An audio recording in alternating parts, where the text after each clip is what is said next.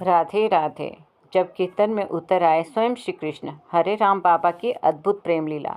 कहा जाता है कुछ संत केवल भगवान का नाम नहीं लेते, वे भगवान को जीते हैं। ऐसे ही महान संत थे श्री हरे राम बाबा। जब भी बाबा महामंत्र का कीर्तन करते, हरे राम राम राम हरे हरे, हरे कृष्ण कृष्ण कृष्ण हरे हरे, तो वे साधारण अवस्था में नहीं रहते थे। कीर्तन करते करते उन पर प्रेम का ऐसा आवेश आता था कि उन्हें भगवान के साक्षात अनुभूति होने लगती थी। उनके सामने अक्सर नीलवर्ण की दिव्य आभा प्रकट होती और उसी प्रकाश में वे श्री कृष्ण के दर्शन करते। बाबा उस दिव्य प्रकाश को पकड़ने के लिए उसके पीछे पीछे दौड़ पड़ते। कुछ ही क्षणों में उनका शरीर कांपने लगता, वे मूर्छित हो जाते और फिर कुछ देर बाद सामान्य स्थिति में लौटते। यह दृश्य देखकर लोग समझ जाते कि बाबा पर कृष्ण प्रेम की वर्षा हो रही है। कीर्तन करते करते गन्ने के खेत को चीरते हुए वे निकल गए। एक बार श्री हरे राम बाबा, गणेश दास जी और पुजारी जी श्री रामचंद्र दास जी, ये तीनों संत पैदल जगन्नाथपुरी के दर्शन के लिए निकले। रास्ते में वे निरंतर कीर्तन करते चलते थे।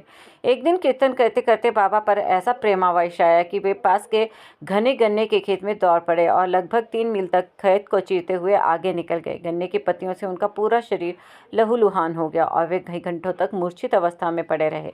ऐसी घटनाएं यात्रा में कई बार हुई। लंबे समय बाद जब वे संत जगन्नाथपुरी पहुंचे तो भूलराम सेठ को मिला अद्भुत वरदान। जयपुर के भूरामल बजाज नाम के एक व्यापारी थे जो बाबा के परम भक्त और शिष्य थे। एक बार उन्होंने अपने 3 मंजिला मकान की छत पर कीर्तन का आयोजन किया। बाबा को बुलाया। बाबा ने कहा, छत पर कीर्तन ठीक नहीं है, पता नहीं कब प्रेमावेश आ जाए, बेहतर है आंगन में करें। लेकिन भूरामल के आग्रह पर बाबा छत पर ही कीर्तन में बैठ गए। कीर्तन शुरू हुआ, महामंत्र गूंजने लगा और कुछ देर में बाबा भक्ति में ऐसे डूब गए कि नृत्य करते करते अचानक छत से नीचे गिर पड़े। सब लोग घबरा गए। बाबा के हाथ में गंभीर चोट आई। भूरामल को बहुत पछतावा कि उन्होंने बाबा की बात नहीं मानी। उन्होंने बाबा को अपने घर में रखकर लंबे समय तक सेवा की। एक दिन बाबा प्रसन्न होकर बोले, भूरामल बच्चा, मैं तुमसे बहुत प्रसन्न हूँ, कुछ मांग लो। भूरामल ने विनम्रता से कहा, बाबा मेरी एक इच्छा है, मेरा शरीर भगवान का भजन करते करते छूटे और मुझे उनके धाम की प्राप्ति हो। बाबा मुस्कुराए और बोले, ऐसा ही होगा और तुम्हारी पत्नी भी तुम्हारे साथ भजन करते करते भगवान को धाम को जाएगी। जब बाबा ने बैकुंठ जाता विमान देख लिया, कुछ समय बाद सुबह गालता आश्रम जयपुर में श्री हरे राम बाबा, श्री गणेश दास जी और श्री रामचंद्र दास जी स्नान कर रहे थे।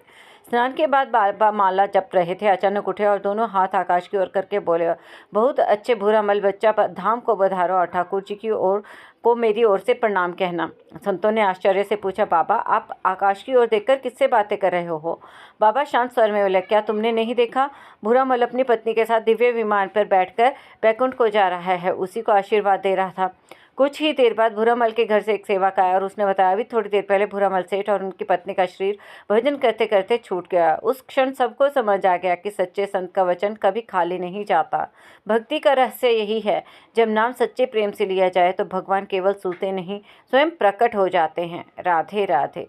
भक्तों, आपको यह कथा कैसी लगी? यदि पसंद आई तो कृपया इस वीडियो को लाइक करें, अधिक से अधिक शेयर करें और हमारे चैनल को सब्सक्राइब करें। राधे राधे।